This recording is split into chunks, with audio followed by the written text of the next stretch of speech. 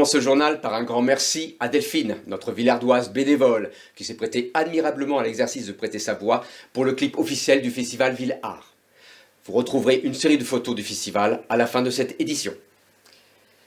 Vous avez peut-être remarqué cet étrange marquage au sol. La commune de Villars-les-Dombes a décidé d'expérimenter le principe d'aménagement de chaussée à voie centrale banalisée sur une partie des rues suivantes.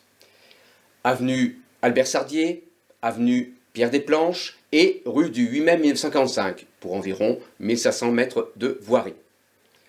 La chaussée à voie centrale banalisée a pour objectif principal l'amélioration des conditions de circulation des cyclistes et leur sécurité, notamment lorsque les aménagements cyclables classiques se révèlent impossibles à réaliser. Espace restreint, contraintes techniques, etc.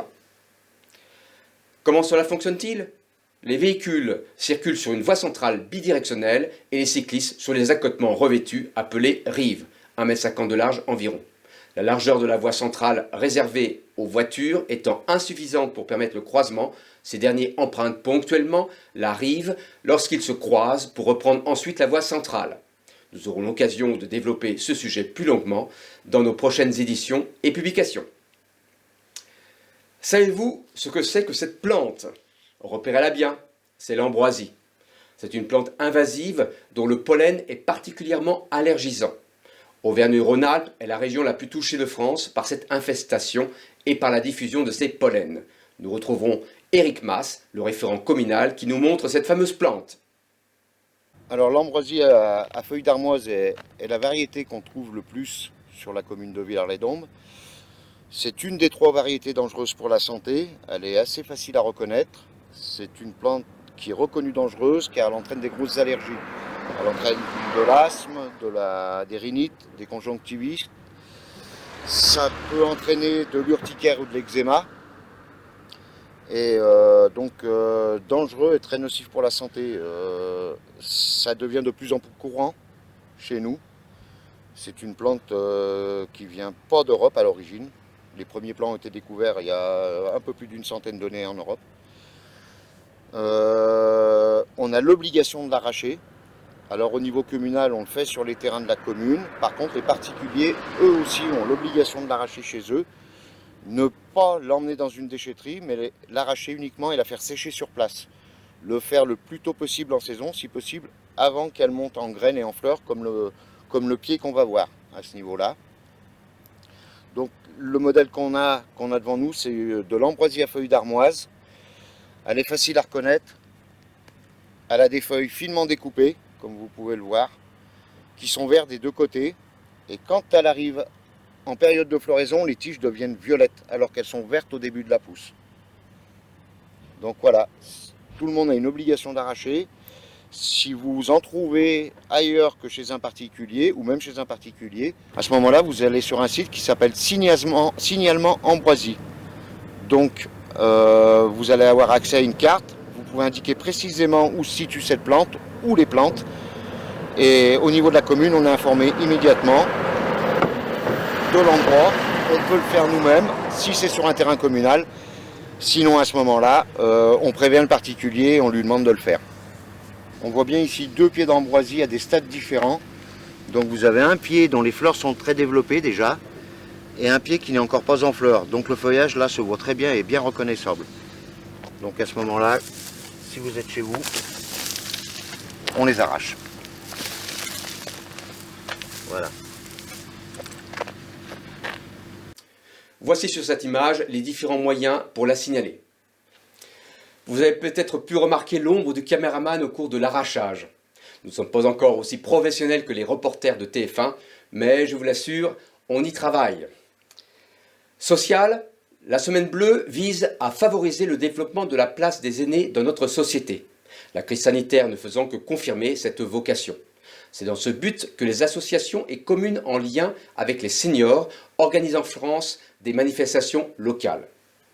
Nous retrouvons la directrice du CCAS qui nous parle de cette semaine à Villars.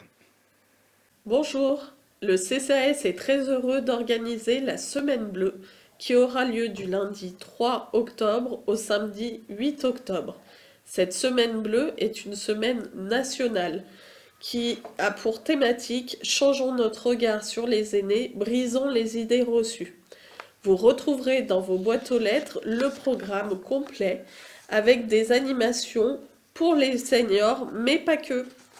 Alors n'hésitez pas à vous renseigner au niveau du CCAS au 04 74 98 31 10. Merci. Soyez vigilants. Regardez vos boîtes aux lettres, le programme va être distribué dans les jours à venir.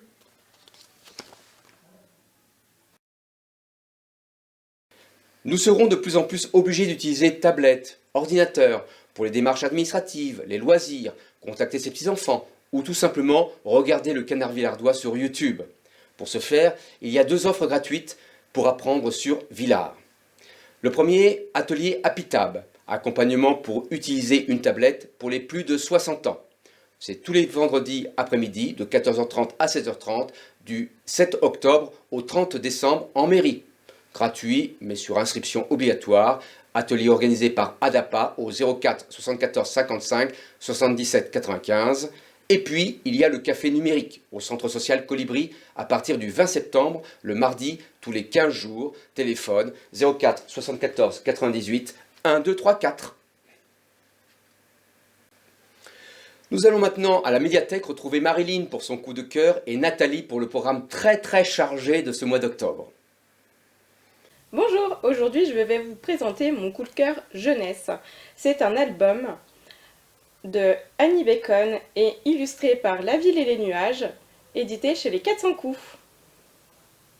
Cet album nous propose une réflexion autour de la beauté, du physique, des réflexions des autres, de notre réflexion intérieure. Les illustrations sont vraiment sublimes et marquantes. C'est un livre à mettre en toutes les mains, surtout des jeunes filles, des adolescentes, des femmes et même des hommes. Bonne lecture. Nous allons maintenant vous présenter le programme d'animation du mois d'octobre. Samedi 1er octobre à 9h, atelier d'écriture. Nous vous proposons de participer à un atelier d'écriture avec Marie Vika. Un atelier d'écriture, Kezako, l'atelier d'écriture suscite et sollicite la créativité des participants, en particulier au moyen d'inducteurs et de contraintes artistiques volontaires proposées au groupe par l'animateur pour les amener à l'écriture. Pas besoin d'être écrivain, il suffit simplement d'aimer les mots et d'avoir envie de jouer avec. Pour le public adolescent et adulte. Lundi 3 octobre à 10h, dans le cadre de la Semaine Bleue, en partenariat avec le CCAS, atelier de confection de tisane bien-être animé par Isabelle Lécuyer, herbaliste. Pour le public de plus de 60 ans. Du mardi 4 octobre au samedi 22 octobre, exposition En France du monde.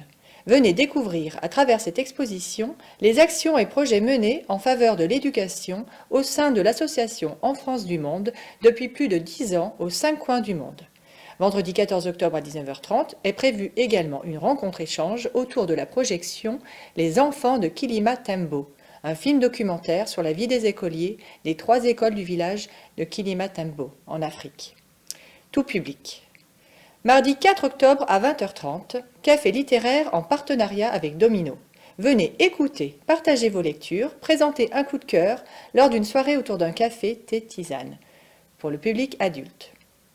Jeudi 6 octobre à 18h30, spectacle de théâtre Vieille-moi jamais par la Diesel Compagnie dans le cadre de la Semaine Bleue en partenariat avec le CCAS. Dans ce spectacle, nous retrouvons 3 femmes âgées de 49 à 83 ans qui oscillent entre l'acceptation et le refus de vieillir. Ces femmes, au parcours de vie bien différent, nous montrent avec humour et dérision leur méthode pour bien vieillir. Mais ce n'est pas toujours facile. Pour le public ado à partir de 12 ans et adultes, à la salle polyvalente. Samedi 8 octobre à 11h, spectacle Petite Forêt par la compagnie Li Lao.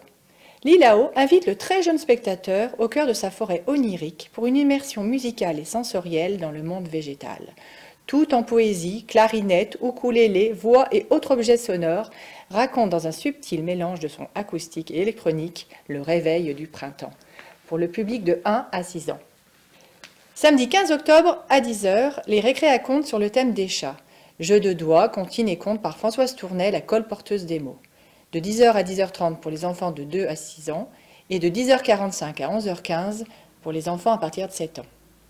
Mercredi 18 octobre à 15 h, atelier fleurs pour Octobre Rose. Venez confectionner des fleurs en papier dans le cadre de l'opération Octobre Rose qui a pour but de sensibiliser et de mobiliser le grand public contre le cancer du sein en partenariat avec le centre social Colibri. Tout public à partir de 7 ans. Mercredi 26 octobre à 15 h, atelier baguette de sorcier. Viens réaliser ta baguette de sorcier comme Harry Potter avec Marilyn. Cette baguette sera parfaite pour lancer toutes sortes de sorts à la manière du plus célèbre des sorciers. Pour le public jeunesse à partir de 6 ans. Voici ce qu'il y aura au cinéma cette semaine. N'oubliez pas de vous abonner à la newsletter pour être informé des sorties chaque semaine. Il suffit d'aller sur le site dont l'adresse apparaît en bas de votre écran. Pour finir, voici quelques animations dans notre commune. La Vogue se déroulera le vendredi 30 septembre de 18h30 à 23h30 avec le feu d'artifice à 21h15 offert par les forains sur le terrain en stabilisé au parc municipal des sports. La Vogue continuera le samedi 1er octobre de 14h à 1h et le dimanche de 14h à 20h. Stationnement interdit sur tous les accès conduisant à la Vogue dès le mercredi 28 septembre à 7h. Pendant les heures d'ouverture, circulation interdite sur l'ensemble du site de la Vogue, seuls les services de secours pourront y accéder. Plus de renseignements sur le site de la mairie. La traditionnelle tournée des brioches pour la classe en 3, c'est le week-end du 1er au 2 octobre. Alors réservez-leur un bel accueil lors de leur porte-à-porte pour la vente des brioches. Vous les reconnaîtrez facilement, ils manifestent leur approche par des coups de sifflet. Cette année, un petit stand sera installé à Super U, dimanche 2. Venez les voir, ils vous offriront le café. Samedi 8 octobre, foire au vélo, organisée par la Team des Dombes, à la salle polyvalente. Le samedi 15 octobre de 8h à 12h, les Amis des Fleurs organisent la vente de boudins qui se déroule sur la place de l'Hôtel de Ville. Cette vente se fait par commande avant le 10 octobre 2022. Lors de la récupération des commandes, il sera encore possible d'acheter des produits sur le stock restant non attribués. Les bénéfices serviront en partie à l'embellissement de la commune. Dimanche 16 octobre, repas des aînés à la salle polyvalente pour celles et ceux qui auront réservé leur place. Dimanche 16 octobre également, marche caritative organisée par la délégation de Villars-les-Dombes de la Ligue contre le cancer. Attention, c'est à Saint-André-de-Corcy. Et enfin, samedi 22, le marché des arts créatifs organisé par le comité des fêtes à la salle polyvalente. Voilà, notre édition touche à sa fin. Vous êtes de plus en plus nombreux à nous regarder et nous vous en remercions. Faites connaître le cadre Villadois autour de vous et abonnez-vous en cliquant en bas de votre écran, sur le logo. On se quitte maintenant sur des images du premier festival Ville Art. Au revoir.